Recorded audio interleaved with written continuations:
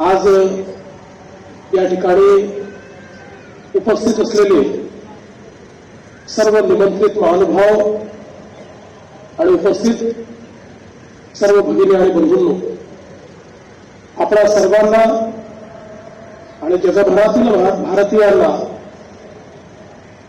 प्रजासत्ताक दिनाच्या मी मनपूर्वक शुभेच्छा देतो आणि आपला प्रजासत्ताक आणि आपली लोकशाही ही चिरायू हो अशी ईश्वर चरणी प्रार्थना करतो।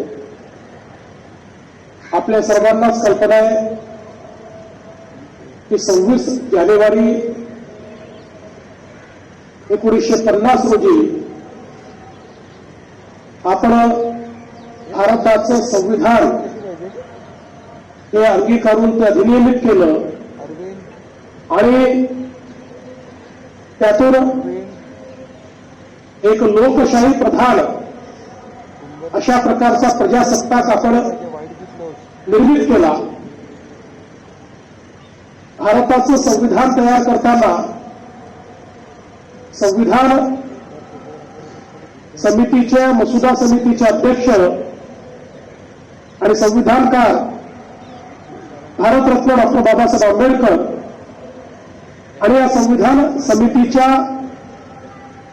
सर्व सदस्यांच्या प्रती मी कृतज्ञता व्यक्त करतो, त्यांचे आभार व्यक्त करतो की जगातलं सर्वोत्तम संविधान हे त्यांनी आपल्या भारताला दिलं। आज या प्रसंगी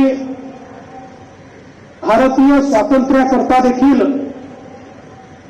ज्या स्वातंत्र्य संग्राम सेनानींनी बलिदान दिलं, ज्यांनी हाल अपेष्टा सोसल्या, त्या सर्व स्वातंत्र्य संग्राम सेनानींची देखील आठवण काढत त्यांच्याही चरणी मी नतमस्तक होतो।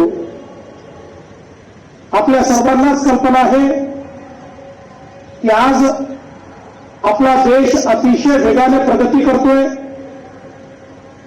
जगातल्या तिसऱ्या मोठ्या अर्थव्यवस्थेकडे आपली वाटचाल सुरू आहे। देशाचे माननीय प्रधानमंत्री महोदय यांच्या नेतृत्वात एक जगातील महत्वाचा देश, महत्वाची अर्थव्यवस्था म्हणून आज भारताकडे पाहिलं जातं आणि हे सगळं आपण या ठिकाणी करू शकलो याचं एकमेव कारण आपल्या भारताची लोकशाही आणि भारताचं संविधान आहे। आपल्या भारताचं संविधान तयार करताना भारतरत्न डॉक्टर बाबासाहेब आंबेडकरांनी प्राचीन भारतीय मूल्य याचा समावेश या संविधानात केला। लोकशाहीचं मूल्य हे खऱ्या अर्थानं प्राचीन भारतामध्ये आपल्याला कितीतरी आधी पाहायला मिळतं आणि अगदी वैशालीपासनं तर अनुभव मंडपांपर्यंत एक मोठी वाटचाल ही लोकशाही तत्वांची भारतीय जीवन व्यवस्थेत आणि जीवन पद्धतीत आपल्याला पाहायला मिळते, जी मॅग्ना कार्टाच्या कितीतरी आधी या भारताने अंगीकारली होती। स्वातंत्र्य, समता, बंधुता ही तत्व, भारतीय तत्व ही या संविधानामध्ये आपल्याला पाहायला मिळतात। भगवान गौतम बुद्धांनी जी बंधुता सांगितली, त्या बंधुतेचा आविष्कार आपल्याला या संविधानामध्ये पाहायला मिळतो आणि म्हणून जगभरातल्या संविधानांचा अभ्यास केल्यानंतर भारतीय तत्वांवर आधारित आणि जगातील उत्तम अशा प्रकारच्या व्यवस्थांचा समावेश करत एक अतिशय सुंदर अशा प्रकारचं संविधान हे आपल्या भारताला देण्याचं काम भारतरत्न डॉक्टर बाबासाहेब आंबेडकर आणि आपल्या संविधान समितीने केलं।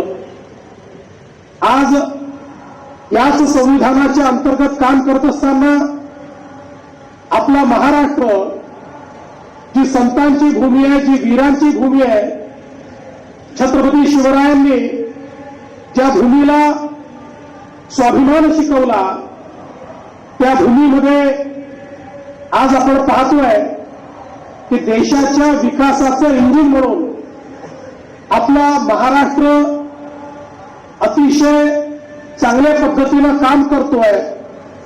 आणि नुकतंच दावोस येथे जी काही वर्ल्ड इकॉनॉमिक फोरम झाला त्या ठिकाणी महाराष्ट्राने 30 लाख कोटी रुपयाची गुंतवणूक त्याचे करार संपन्न केले.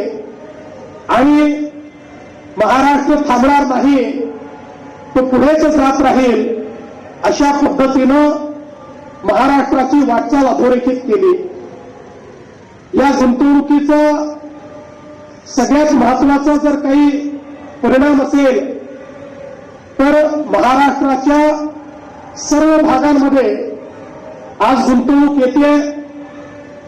विदर्भ असो, मराठवाडा असो, उत्तर महाराष्ट्र असो, पश्चिम महाराष्ट्र असो, मुंबईसह कोकण असो, सर्व भाग हे महाराष्ट्राच्या विकास गंगेचे भाग होत आहेत.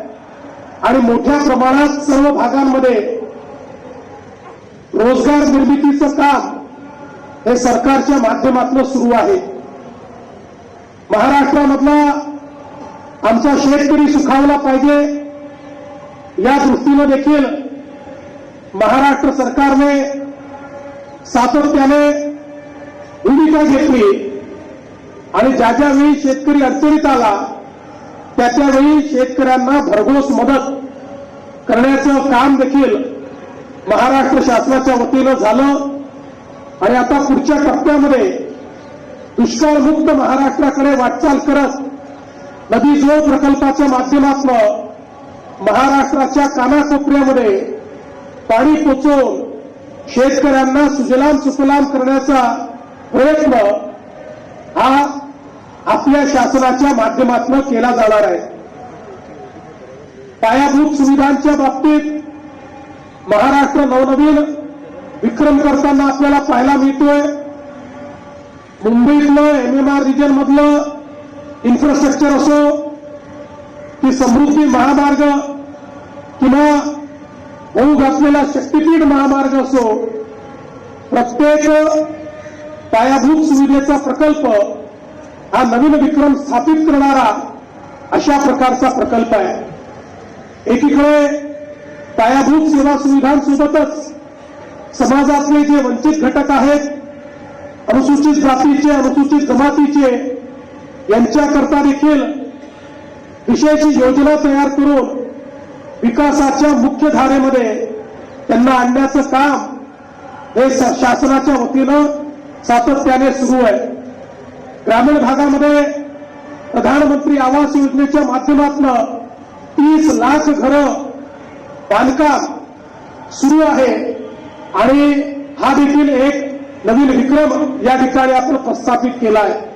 यासोबत शेतकऱ्यांकरता सौर कृषी वाहिनी आणि सौर ऊर्जेवर चालणारे पंप यामध्येही देशामध्ये महाराष्ट्राने पहिला क्रमांक घेतलाय. आणि त्यामध्ये जागतिक विक्रम देखील महाराष्ट्राने तयार केलाय. एकूणच लाडकी बहीण योजना असेल, शेतकऱ्यांकरता मोफत विजेची योजना असेल, विविध योजनांच्या माध्यमातून समाजातल्या प्रत्येक घटकाचा विकास करण्याचा प्रयत्न हा शासनाच्या माध्यमातून चाललाय. आणि निश्चितपणे येत्या काळामध्ये महाराष्ट्र भारताच्या अर्थव्यवस्थेचा कणा म्हणून या ठिकाणी कार्य करेल हा विश्वास मी व्यक्त करतो. पुन्हा एकदा आजच्या प्रजासत्ताक दिनाच्या मी सर्वांना शुभेच्छा देतो. महाराष्ट्र थांबणार नाही, महाराष्ट्र गतिशील राहील. आणि भारताच्या संविधानाने ज्या प्रकारची व्यवस्था आम्हाला दिलेली आहे त्यामुळे महाराष्ट्र प्रगतीकडे सातत्याने झेपावत राहील अशा प्रकारचा विश्वास व्यक्त करून मी माझे 2 शब्द संपवतो. जय हिंद, जय महाराष्ट्र.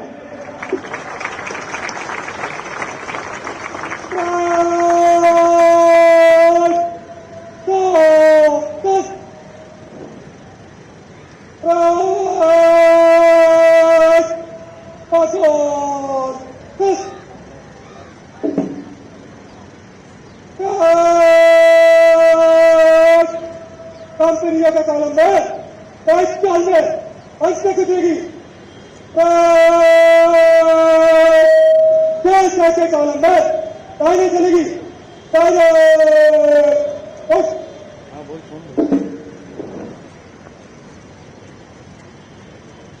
आता प्रजासत्ताक दिन सोहळ्यात सहभागी झालेली पथकं माननीय मुख्यमंत्री महोदयांना मानवंदना देण्यासाठी येत आहेत.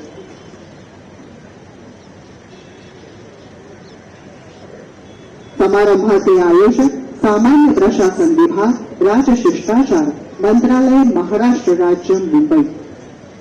संचलन आयोजक सदानंद दाते, पोलीस महासंचालक, महाराष्ट्र राज्य, मुंबई आणि मधुकर पांडेय, अपर पोलीस महासंचालक, प्रशासन, महाराष्ट्र राज्य, मुंबई. कंपनी आगे भगवान की जय.